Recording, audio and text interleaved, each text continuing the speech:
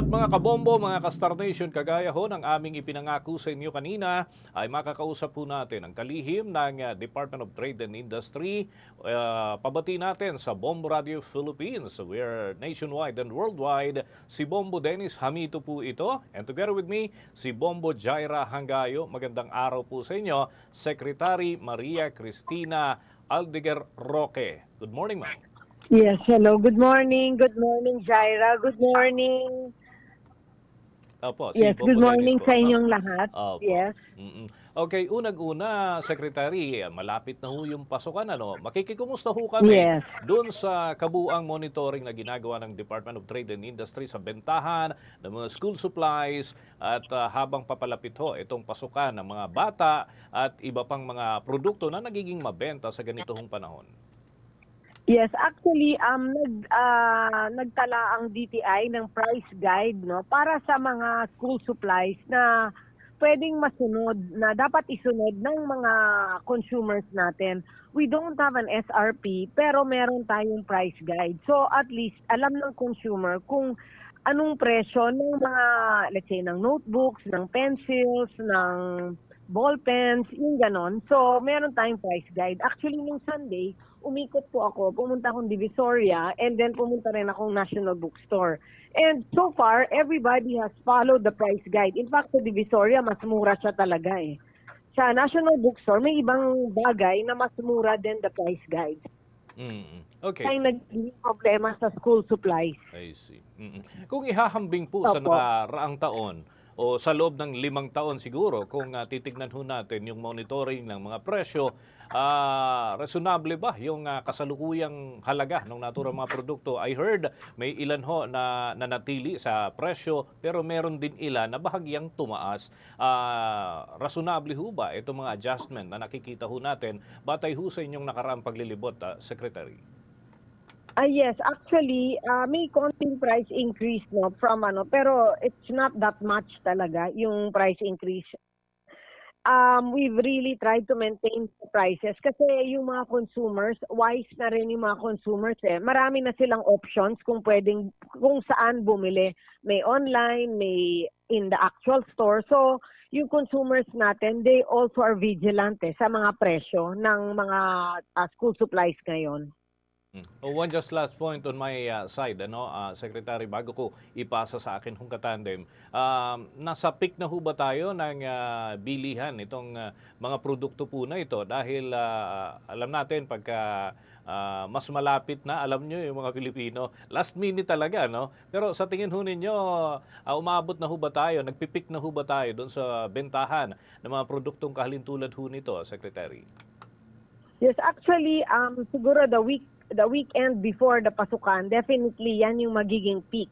So dapat, lalo na dapat alam ng mga consumer natin kung ano yung, dapat na sa kanila yung price guide. They can download it from the DTI website and actually dun sila mag-base ng price nila. Kasi siyempre, yun ang tinanong din sa akin na parang pag last minute nagtataas ng presyo. But if the consumer is aware of the prices, then hindi rin sila maloloko ng mga nagbebenta. At sa pagkakataong ito, yes, ang akin hong katandem, si Bombo Jaira Hangayo, ay meron din hong ilang katanungan para po sa inyo, Secretary. Okay. Secretary, ano po yung mga pag-iingat? What are the precautions that we need to consider sa pagbili ng mga gamit sa eskwela? Okay, dapat unang-una, alam nila yung presyo, no? Alam nila yung kung magkano talaga yung bentahan ng mga items na yon. So definitely, they need to go to DTI website to check the prices. Pero kung pupunta sila sa National Bookstore, nakapaskil doon yung mga price guide ng DTI. Pero kung pupunta sila sa Divisoria or other markets, dapat alam nila kung magkano yung mga presyo ng bilihin. That's one. Number two, they need to check the quality also. Pwede naman nilang buksan yung items to check kung good quality or not. Kasi kung minsan yung ibang items, siyempre mas mura, pero yung quality naman nagsasuffer. So, depende na po sa consumer kung gusto nila yung high quality, medium quality, or low quality. But this, if you go to Divisoria, there's really different ranges, no? price ranges, and also quality ranges ng mga supplies, school supplies. So, marami po silang pagpipilian actually. When I went nung Sunday, may mga bata akong nakikita doon na they're given a chance to choose kung anong pencil case ang gusto nila, kung anong mga notebook na gusto nila. So, ang ganda din ng na even the kids are involved to really choose what they want for school. And Secretary, especially, no, magabisto rin po tayo na dapat itong mga kagamitan, mga supplies should be DTI approved, right? Yes, opo. Yeah. Dapat all of this pass through the DTI, no? So we really also go around to really monitor and enforce talaga. In fact, we really have a department sa DTI na yun talagang ginagawa, no? For basic necessities and prime commodities, yun ginagawa talaga namin yun. And then we also now partner with DA kasi we do also the monitoring for them and the enforcement for them. So, yun talaga ang gawain ng DTI day in and day out. So, makakaasa sila na kahit papano, nag-monitor po kami. But then again, itong mga consumer natin, they must also be vigilant para hindi rin sila maloko. At saka alam din nila kung ano talaga yung mga presyo ng mga bilihin, especially ngayon yung school supplies. Okay. Sa ibang topic naman, Secretary, may epekto po ba sa anumang produkto at supply sa Metro Manila itong issue ng San Juanico Bridge limited capacity? Yes, of course, no. Ito yung every time na may ganito, no, na magkaka-issue talaga. Pero of course, we try to do everything we can to really at least contain the issue or at least work around the issues, no. Pero meron tayong price freeze dito sa Tacloban para masiguradong stable din ang supply at presyo ng mga pangunahing bilihin. So, every time may mga ganitong, let's say, sakuna or example, there's a typhoon or there's instances like this, meron talaga tayong price freeze. Okay, balik naman po sa akin, Yes. Secretary. Dahil nga dyan sa umiiral ho na problema sa bahagi ng Eastern Visayas, meron bang programa or at least a caravan ang Department of Trade and Industry para at least maging accessible ho sa kanila yung mga produkto na talagang sinasadya pa nila sa tawid na isla o kaya naman ay sa mas malalaking syudad, lalo na ngayon may mga particular na kailangan ho yung ating mga kababayan. Meron ho bang plano o activities ang Department of Trade and Industry related to that, Secretary? Yes, sa DTI Region 8, no, meron tayong mga negosyo centers, meron tayong mga centers and regional offices where the consumers can reach out to or pwedeng puntahan ng mga consumers para at least malaman rin nila kung anong pwedeng ma-avail ng mga programa ng DTI. Pero mostly for us, is really nag-assist po kami dun sa mga basic necessities and prime commodities, which is to make sure that there's increase. Para maprotektahan ang mga consumers sa ganitong mga panahon.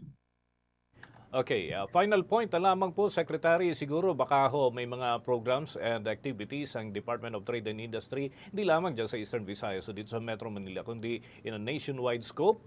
Please go ahead, Secretary, to invite yung ating mga listeners and viewers this morning, Secretary. Yes, thank you. For all the listeners and the viewers, no, and for the consumers, you can always go to the Department of Trade and Industry, and we make sure we have programs for each and every person or each and every Filipino.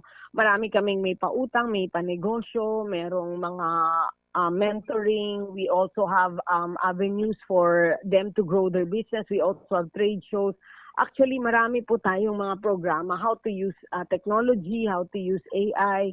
Marami po tayong programa para sa kanila. So, ang best is for them to go to the negosyo centers in the regions. We have 1,300 negosyo centers all over the Philippines. And they can go there and really choose a program na akma sa kanila. And marami tayong DTI officials, no, that really assist the Filipinos to at least level up yung mga negosyo nila and at least to really show them also what we have in store for them. So, they can also check the social media sites of DTI, and doon nila makikita kung anong offerings ng DTI para sa kanila. Aside from this, we also have now DTI goes to the regions, no.